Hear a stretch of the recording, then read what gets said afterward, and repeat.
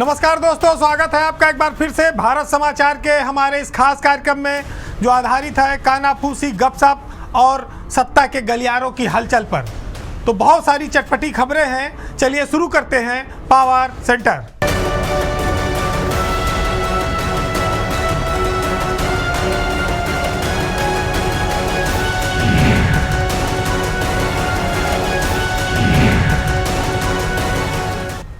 वो अपने आप को बहुत बड़े महारथी बनते थे, लेकिन भ्रष्टाचार के मामले में ऐसे फंसे हैं कि उनके ऊपर जो फंदा है वो ढीला होने का नाम नहीं ले रहा है।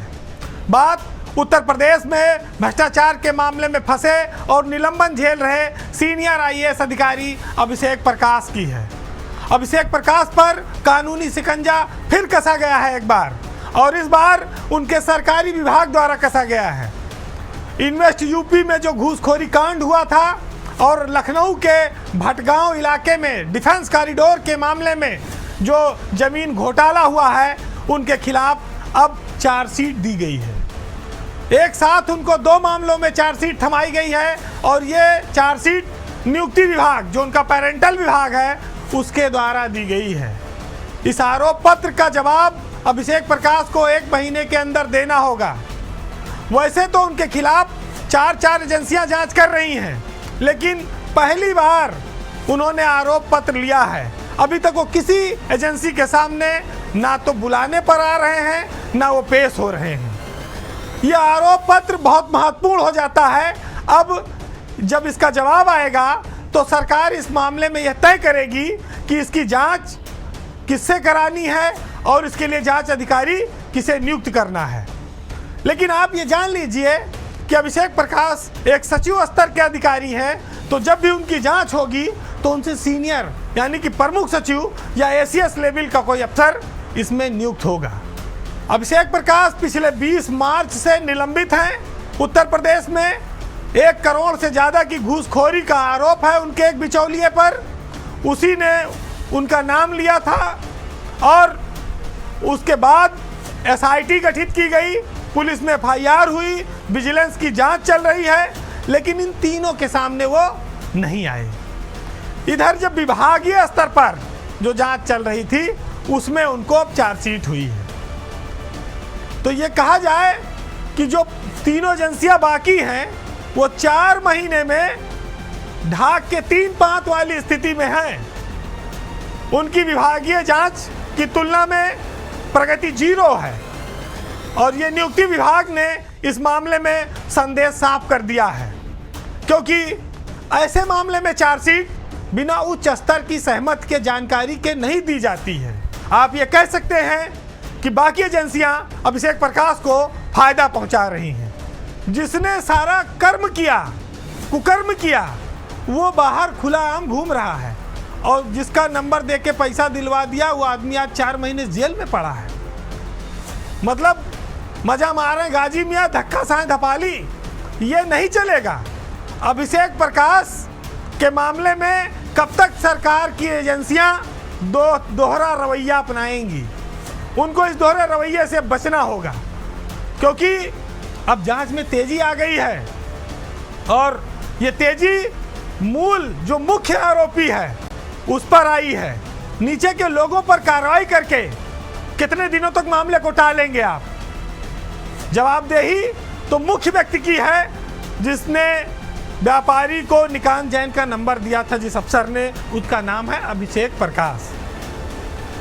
तो आज ये महत्वपूर्ण खबर इसलिए है क्योंकि लखनऊ में डिफेंस कॉरिडोर बन गया, उद्घाटन हो गया, उसकी जमीनों की लूट हो गई थी। अभिषेक प्रकाश डीएम थे, मुआवजा लूटने वाले, खाने वाले आज तक घूम रहे हैं। जब राजस्व परिषद के चेयरमैन ने इस मामले में जांच करके डीएम को दोषी माना, उस जांच रिपोर्ट को भी आज तक दबाए रखा गया। लेकिन कितने दिन तक ये सब चलेगा?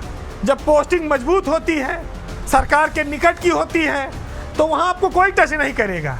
लेकिन जैसे आप कहते हैं ना, पोल से ऊपर से सर के नीचे आए, तो इसे नीचे आपको घेरने के लिए लोग खड़े हैं, क्योंकि आपने ऊपर रह के इतना लोगों को सताया है, इतनी गलतियां की हैं, इतने घोटाले किए हैं कि उसका हिसाब नीचे बैठे वाले लोग आपसे मांगेंगे। इस घोटालों में जो मुख्य कर्ता धर्ता है वो आईएएस होने का कितने दिन तक फायदा लेगा, अब ये ज़्यादा देर तक छुपा नहीं रहेगा, रुकेगा नहीं। परिणाम आने वाला है और अभिषेक प्रकाश की मुश्किलें आने वाले वक्त में और बढ़ेंगी और ये नज़ीर बनेंगी कि यूपी में खाओ और गुर्राओ की नीति के साथ जो अफसर चलेगा उसका यही हश्र होगा। अगली खबर भी ब्यूरोक्रेसी से ही है और थोड़ी रोचक है और आपका ध्यान आकर्षित इसलिए करती है कि सरकार ने उत्तर प्रदेश में कर्मचारियों के लिए एक तबादला नीति बनाई हुई है। हर साल ये तबादला नीति आती है जिसमें कहा जाता है कि एक ज़िले में जो 3 साल हैं और एक मंडल में जो 7 साल से हैं उनको बदला जाए। ठीक बात है, ये सारे छोटे और बड़े कर्मचारियों पर लागू होती है, उनके ट्रांसफ़र होते हैं, बड़े पैमाने पर तो विभागों में तबादले होते हैं। लेकिन कहने वाले यहाँ ये भी कहते हैं कि भैया सारे नियम कानून का छोटे और कमज़ोर लोगों के लिए ही होते हैं। क्या सरकार की तबादला नीति आईएएस अफसरों पर लागू नहीं होती है? क्या ये नीति आईएएस अफसरों को छोड़कर बाकी सबके लिए बनी है? क्योंकि शासन एक ऐसी जगह है जहां पर हम आपको बताएंगे कि एक एक अफसर 5-5 साल से जमे हैं। भाई उनका विभाग तो बदला जाना चाहिए ना। और वो अफसर कोई छोटे रैंक के नहीं हैं, प्रमुख सचिव और सचिव स्तर के अधिकारी एमडी हैं। अब आप सोचो कोई प्रमुख सचिव एक साथ 5 अब आप सोचिए कि कोई प्रमुख सचिव एक साथ 5 साल किसी विभाग में रह सकता है, कोई एमडी एक पद पे 5-5 साल रह सकता है। जब एक पद पर कोई अधिकारी लंबे समय तक बैठा रह जाता है तो सबसे बड़ी समस्या यह आती है कि उसका पूरे विभाग को लेकर, उस विभाग में काम करने वाले अफसरों और कर्मचारियों को लेकर एक नज़रिया बन जाता है और वो उसी को सही मानने लगता है। ऐसे में जो बहुत सारे लोग होते हैं उनकी प्रतिभाएं या तो दब जाती हैं या वो अन्याय का शिकार हो जाते हैं। इसीलिए कहा गया है कि परिवर्तन समय की ज़रूरत है, मांग है और इसको करते रहना चाहिए। तो प्रमुख सचिव और सचिव स्तर पर भी यह नीति लागू होनी चाहिए। आपका ध्यान हम आज ऐसे अफसरों की ओर लेकर जाएंगे जिसमें सिंचाई विभाग में अनिल गर्ग पिछले 5 सालों से प्रमुख सचिव हैं। इसी तरह से मुकेश मेश्राम हैं, ये संस्कृति और पर्यटन विभाग में 4 साल से प्रमुख सचिव के पद पर हैं। मयूर महेश्वरी हैं, यूपी सीडा के एमडी हैं, 2020 से तैनात हैं, 5 साल हो गया। इसी तरह से पार्थसारथी सेन शर्मा स्वास्थ्य विभाग में 3 साल से ज़्यादा समय से तैनात हैं, वो प्रमुख सचिव हैं और उनकी अपने मंत्री के साथ काफ़ी टसनबाजी चलती रहती है। इसी तरह से लखनऊ में जो मंडल आयुक्त है रोशन जैकब, उनका भी 3 साल पूरा हो गया है। इतना टाइम शायद कोई लखनऊ में कमिश्नर नहीं रहा है। तो आपने देखा प्रमुख सचिव, सचिव, एमडी, कमिश्नर और बिजली विभाग में एमडी है पंकज कुमार, वो भी 3 साल से ज़्यादा हो गया है उनको भी। तो ये सारे अफसर महत्वपूर्ण पदों पर तैनात हैं, इसलिए मैंने इनका नाम लिया। हमारे पास और भी नाम हैं, 6-6, 7-7 साल वाले हैं, लेकिन वो सरकार के डंडे का शिकार हैं। सरकार ने उनको कहा जाए गड्ढे में डाल दिया है, तो उनकी चर्चा क्या करना। चर्चा उनकी होती है भाई जो महत्वपूर्ण पद पे बैठे रहते हैं, जहाँ मलाई बह रही है, नदी बह रही है, तो भैया वहाँ पर जो गया वो छोड़ने नहीं चाहता। अब ये बात तब और ज़्यादा आपको रोचक लगेगी कि यूपी में सरकार बदल गई लेकिन अफसर उसी पद पे रहे। भाई योगी पार्ट 1 रहा, 2022 में चुनाव हो गए, योगी पार्ट 2 शुरू हो गया, मुख्यमंत्री दोबारा योगी जी बन गए। और कितने अफसर ऐसे हैं जो 2022 के पहले से तैनात हैं उसी विभाग में, उनको नहीं बदला गया। तो नहीं बदला गया तो इसमें कोई बुराई नहीं है, लेकिन हम तो खाली ये कह रहे हैं कि अगर भैया बदल देते तो कोई नया आदमी आता, नई ऊर्जा के साथ काम करता, नए इनोवेटिव करता, नए प्रयोग भी कर सकता था। आपका क्राइटेरिया क्या है कि जो हमको है पसंद वही रहे। जब हम सबको समान अवसर देने की बात करते हैं तो यहाँ पर ये तस्वीरें इन बातों को बेमानी साबित करती हैं। हमारी खबर का उद्देश्य भी यही है कि ये पक्षपात और ये जो अंगद के पैर की तरह जमे अफसर हैं, इसमें कुछ परिवर्तन आए, परिवर्तन दिखे। क्योंकि महकमे को किसी एक अफसर के नज़रिए से नहीं चलाया जा सकता है। उत्तर प्रदेश एक विशाल राज्य है, बहुत बड़े बड़े अफसरों पर करोड़ों लोगों की विकास की जिम्मेदारी है। ऐसे लोग जब एक पद पर कई कई साल बिता देंगे तो उनके नज़र और नज़रिए में बहुत सारी चीज़ें छूट जाएंगी। ये खबर सरकार का सिर्फ ध्यान आकृष्ट करने के लिए है, बाकी तो जिसकी किस्मत में काल कोठरी लिखी है वो तो सजा भोग ही रहे हैं। उनकी तो गाड़ी पटरी पे 5-5, 7-7, 8-8 साल हो गया नहीं चढ़ी। कितने रेवेन्यू बोर्ड में, राजस्व परिषद में खाक छान रहे हैं या गाड़ी में 3-3 अफसर बैठ के आते हैं। यहाँ तो जितना विभाग उतने गाड़ी, उतने नौकर, उतनी सुविधा, तो भाई कोई क्यों छोड़ना चाहेगा। अब बात थोड़ी सियासत की, राजनीति में चेहरे की बात समाजवादी पार्टी और उसके अध्यक्ष अखिलेश यादव से जुड़ी हुई है। समाजवादी पार्टी में जब से अखिलेश यादव राष्ट्रीय अध्यक्ष बने हैं तब से ये कहा जाए तो एक बड़े मुस्लिम चेहरे की उनको तलाश है। पार्टी में उस बात की पूर्ति कोई नहीं कर पा रहा है जो चेहरा आजम खां थे। आजम खां एक फायर ब्रांड नेता थे। वो जब ताकत में थे तो हनक भी उनकी बहुत ज़बरदस्त हुआ करती थी, लेकिन 2017 में बीजेपी सरकार आने के बाद जिन लोगों को वो कहते थे कि वो रुमाल से मेरा जूता साफ करेंगे, उन्हीं लोगों ने उनको जेल में भेज दिया।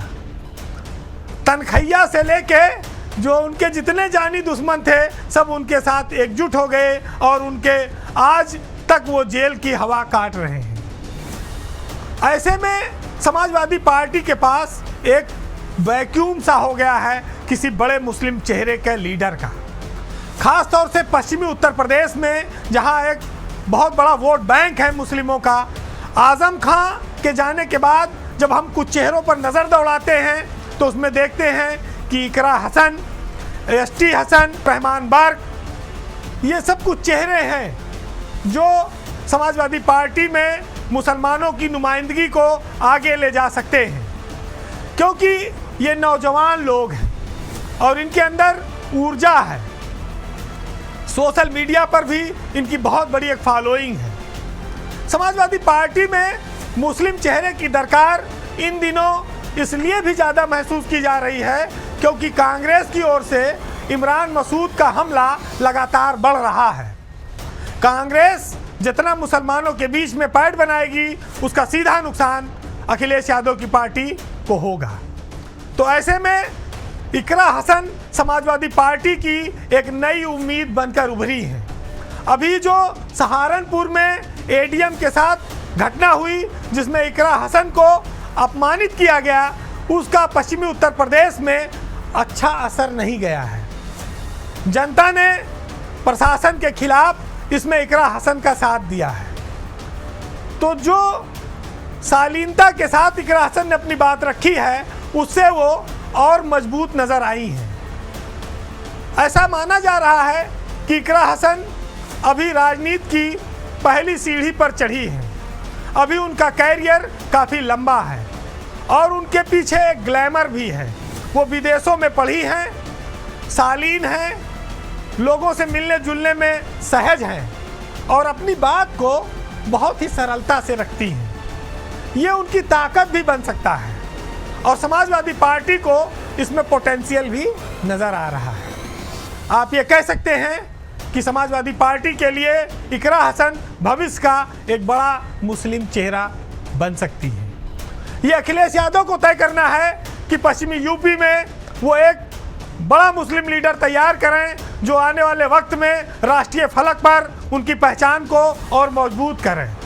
इसकी दरकार भी है, आवश्यकता भी है और माहौल इन दिनों बना हुआ है।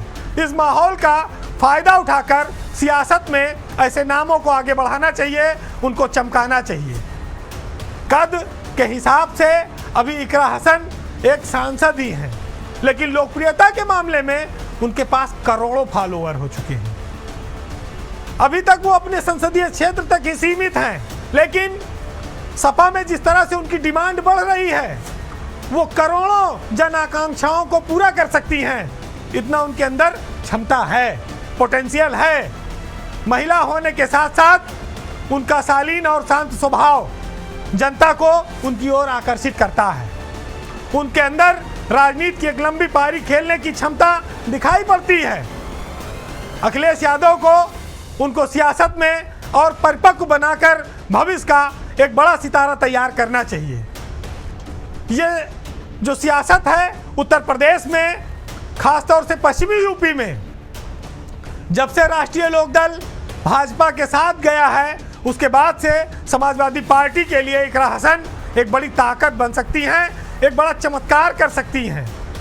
और आज के दौर में समाजवादी पार्टी जहां पर है वहां पर आप जियाउर रहमान बर्ग को देखिए, वो विवादों में फंसे हुए हैं। आजम खां लंबे समय से जेल में है, पूरा परिवार जेल जा चुका है, दोबारा वो चुनाव लड़ने की स्थिति में नहीं है। तो ऐसे में जो विकल्प है, सबसे बेहतर चेहरा इकरा हसन समाजवादी पार्टी के लिए और सबसे मुफीद चेहरा वो बन सकती है। राजनीति के जानकार इस बात को तौल और मोल करें, समाजवादी पार्टी के रणनीतिकार भी देखें कि इस खबर में कितना दम है, कितनी सच्चाई है। लेकिन एक चीज से कोई इनकार नहीं कर पाएगा कि जिसके पीछे जमाना चल रहा हो, जिसके पीछे करोड़ों लोगों की फॉलोइंग की ताकत हो, उसको अगर आप नज़रअंदाज करेंगे तो फिर अपने पैर पर कुल्हाड़ी खुद मारेंगे, क्योंकि वक्त हमेशा एक जैसा नहीं रहता। जो माहौल बना है, अगर उसमें चलना नहीं, दौड़ा सकते हो किसी को तो दौड़ा लो। अब एक बहुत रोचक खबर, वैसे तो आप लोग ये सुनते होंगे कि योगी सरकार में मंत्रियों और प्रमुख सचिवों के बीच अक्सर तनातनी रहती है, तालमेल नहीं है, कोई लेटर लिख दे रहा है, कोई नाराजगी मीडिया में प्रकट कर दे रहा है। लेकिन आज मामला मंत्री से ऊपर का है, ये डिप्टी सीएम के लेवल का मामला आ गया है, जिसमें डिप्टी सीएम ब्रजेश पाठक ने अपने विभाग के प्रमुख सचिव के खिलाफ ऐसी कलम चलाई है कि पूरे ब्यूरोक्रेसी में हंगामा मच गया है। डिप्टी सीएम ब्रजेश पाठक ने प्रमुख सचिव पार्थसारथी सेन शर्मा के एसीआर पर ऐसी कलम चलाई है कि आने वाले वक्त में बहुत लंबे समय तक अब शायद ही कोई प्रमुख सचिव ऐसा किसी मंत्री के साथ भिड़ने की हिम्मत कर पाएगा। वो कभी सीधे तो नहीं भिड़े, लेकिन कोई अदृश्य ताकत जरूर रही जिसकी वजह से प्रमुख सचिव अपने डिप्टी सीएम को इग्नोर मारते रहे। पाठक जी ने इस बार कोई लेटर वोटर नहीं लिखा है, न कहीं मीडिया में कोई बयान दिया है, बस उन्होंने सारे अफसरों की जो एनुअल रिपोर्ट होती है उस पर ज़बरदस्त रूप से कलम चला दी है। ब्रजेश पाठक ने एक नहीं चार अफसरों की एसीआर इस बार खराब कर दी है, और उसमें विभाग के प्रमुख सचिव पार्थसारथी सेन शर्मा, तत्कालीन सचिव रहे रविंद्र जो इस समय प्रमुख सचिव कृषि हैं, और DGME Kinjal Singh, state medical supply corporation के एमडी रहे जगदीश, इन सब की एसीआर डिप्टी सीएम ने एकदम नीचे कर दी है। ब्यूरोक्रेसी में इस खबर के आने के बाद से हलचल मची है।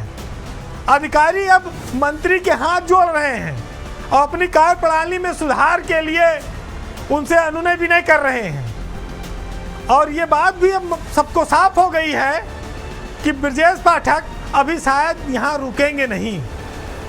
अभी वो उत्तर प्रदेश में कई और अफसरों से निपटने वाले हैं, क्योंकि स्वास्थ्य को लेकर पूरे प्रदेश में आए दिन फजीहत जब होती है, दुर्घटनाओं पर कोई जिम्मेदारी फिक्स नहीं होती है।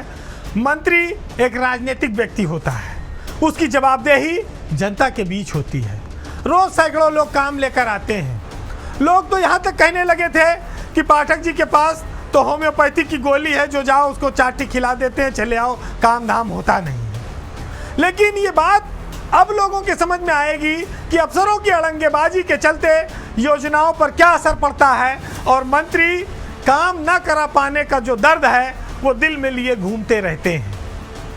वो तो डिप्टी सीएम है, बहुत बड़ा पद है, उनके पास भीड़ बहुत आती है। अगर उनके विभाग में सुनवाई की जो स्थिति है वो सुस्त होगी, धीमी होगी, या लाल फीता शाही से परेशान होगी, तो स्वाभाविक है कि एक न एक दिन ये रौद्र रूप उनको अपनाना ही पड़ेगा।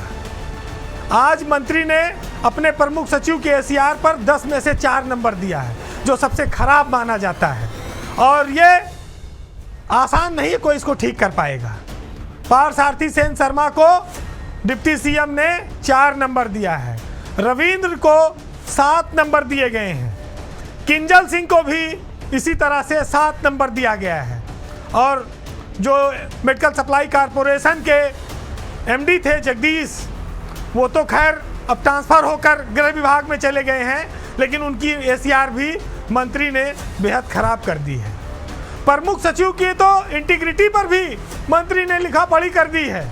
भाई जब पावर हाउस से सीधे बिजली लेने लगे तो छोटे मोटे ट्रांसफार्मर को इग्नोर मारेगा ही, और उसी का नतीजा है कि अब जब लिखा गया है तो कहीं रास्ता नहीं मिल रहा है।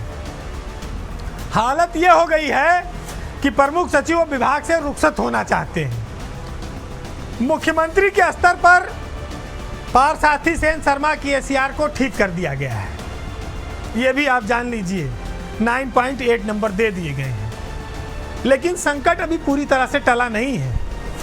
अभी हालात देखकर विभाग से खिसक लेना ही बेहतर होगा। हाँ, ये जरूर है कि डीजीएमई किंजल सिंह ने मंत्री से अपने मामले में तालमेल बिठाना शुरू कर दिया है। ये आप ये कह सकते हैं कि उनके तेवर को देखकर सरेंडर कर दिया है, और जगदीश तो दूसरे विभाग में चले गए हैं। लेकिन ब्रजेश पाठक उत्तर प्रदेश में, खासतौर से राजधानी लखनऊ में, एक ऐसे नेता के तौर पर हैं जिनके पास सैकड़ों लोग रोज मिलने आते हैं, उनको फ़ोन भी करना पड़ता है, उनको काम भी करने पड़ते हैं। लेकिन जब रिजल्ट नहीं आता तो जो व्यक्ति गया होता है वो ये सोचता है कि या तो इनकी सुनी नहीं जा रही है, या तो इन्होंने जानबूझ के मेरा काम नहीं किया। दोनों ही स्थितियों में झेलना डिप्टी सीएम को ही पड़ता है। ब्रजेश पाठक ने मंत्री होने की जो असली ताकत है उसका अब एहसास कराया है, और बाकी जो मंत्री हैं वो भी ये जान लें कि लोकतांत्रिक सिस्टम में प्रमुख सचिव के पास कोई अधिकार नहीं है। फाइल पर अंतिम फैसला मिनिस्टर का होता है, वो जो चाहे प्रमुख सचिव के नोट को काट सकता है, बदल सकता है, लेकिन जब उसके अंदर दम होगा तब। जब दिन भर गांधी जी की ओर नज़र रहेगी तो प्रमुख सचिव के नोट को नहीं काट पाओगे। गांधी जी की बैसाखी के सहारे चलने वाले लोग सियासत में पद पाकर अमीर तो बन सकते हैं, लेकिन नैतिकता के मामले में, संघर्ष के मामले में कभी नाम नहीं कमा सकते। तो जिनके अंदर दम होगा वही लिख पाएंगे। फिलहाल आज के पावर सेंटर में इतना ही। चलते चलते आज अकबर इलाहाबादी का एक शेर सुनाएंगे, क्योंकि हमारे यहाँ ब्यूरोक्रेसी इतनी ताकतवर है कि जब वो एक बार आ जाती है तो फिर वो 40 साल तक रहती है।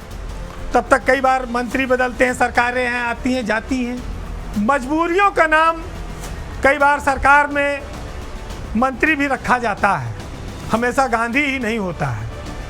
तो आप सुनिएगा कि कश्ती गम को हुक्म रवानी भी भेज दो, जब आग भेजी है तो पानी भी भेज दो, और कौम के गम में डिनर खाते हैं हुक्काम के साथ। रंज अफसर को तो बहुत है मगर आराम के साथ। नमस्कार।